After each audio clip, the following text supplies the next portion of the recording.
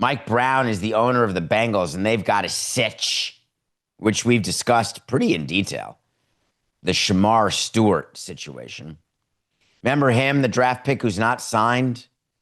Remember him, the one who wanted certain guarantee language, and the Bengals had a different idea of what the guarantee language would read in the contract? And then Stewart came out and said, well, this is total horse hockey. All of a sudden, they're changing the language of the guarantee. Have you ever been a part of a pension calculation at a company by chance where the pension fully vests in 10 years and then all of a sudden you're in your 8th year and they move the pension vesting to 12 years and you have 4 years remaining instead of 2? Have you ever been in a situation where you were a year away from something happening, becoming a partner at your law firm, and it was always an 8-year track and then somehow it became a 10-year track? These things happen. The goalposts get moved. Agreements change. Boilerplate language changes. Somebody is going to be in the Shemar Stewart seat where, man, I can't believe that I missed this by a year. But at the end of the day, it is the team's right to put whatever guarantee language it wants as long as it doesn't violate the CBA. So Mike Brown met the media and he spoke to Charlie Goldsmith of Fox 19. And he said, and this is a quote, it's not about money. It's about the guarantee in the case of if he were to do something contrary to the discipline levels of the league. I don't think that's going to happen ever. That's what's holding it up. It's never happened as long as I can remember. His agent wants it to be if he acted in a terrible fashion. This is all hypothetical. I'm still quoting the coach, the owner. Something that rises to the level of going to prison, we'd be on the line for the guarantee. This is fantastic. So I'm going to read between the lines and do some finding out. Guarantee language that we have in baseball, as players have found out, like Wander Franco and others, you go to prison, you're not getting paid on your contract. It is a violation of the provision in the contract, which goes through what you can do and what you can't do in order to make sure that your guarantee happens.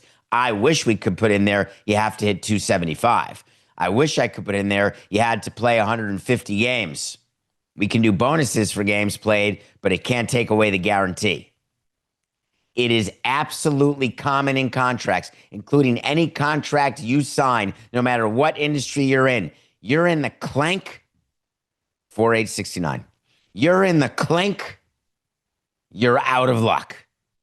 So the owner bringing up the prison situation is a little rough for me because what he's basically implying there is that Stewart and his agent would like the guarantee to survive a prison sentence.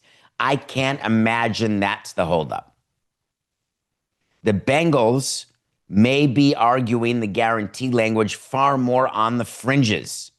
Maybe they're talking about being accused of a felony, not convicted. Maybe they're talking about being in the neighborhood or having any contact with those who are accused, not convicted.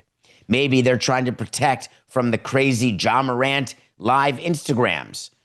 The teams always are looking at different things that are going on with players and tweaking their guarantee clauses. It is totally normal.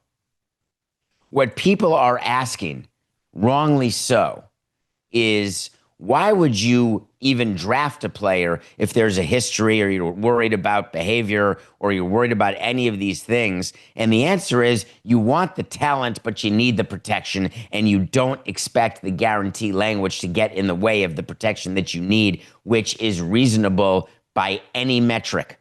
Any rational person would view it that way. But when the Bengals haven't signed their other player, Trey Hendrickson, and they're talking about him, and the Bengals GM is telling you, yeah, we're trying to get a deal done. We're hopeful we can get a deal done with Trey. He's earned the raise and the extension. We'll see if we can get together on something. That is the normal practice that teams would have. that they would work toward a deal with a player. There'd be conversation. It really seems to me like this owner does not want Stewart to be signed. What I didn't know 20 minutes ago, which I know now, Trey Hendrickson of the Bengals, that famous player who we were talking about, by the way, he's not at camp. He just posted a picture on Instagram that he's in Florida. It's not spring training, folks. That's not where the Bengals have their training camp. Mike Brown had acknowledged that dealing with Trey Hendrickson has not been easy. What he's not telling you, and what Trey would like you to know, and I'm happy to carry the water for Trey on this for a second. Hendrickson is third in sacks since 2021. Good player. Only Myles Garrett and TJ Watt have more sacks. You may know the name Myles Garrett and TJ Watt because TJ Watt was just on the show, not as a guest, because he's the highest paid non-quarterback in all of football for the Steelers. Well, it turns out, according to Adam Schefter, the insider who got the beef from Claire, that the Bengals and Mike Brown, which is his right as owner, are only offering Trey Hendrickson 1 year of guaranteed money. Horrors.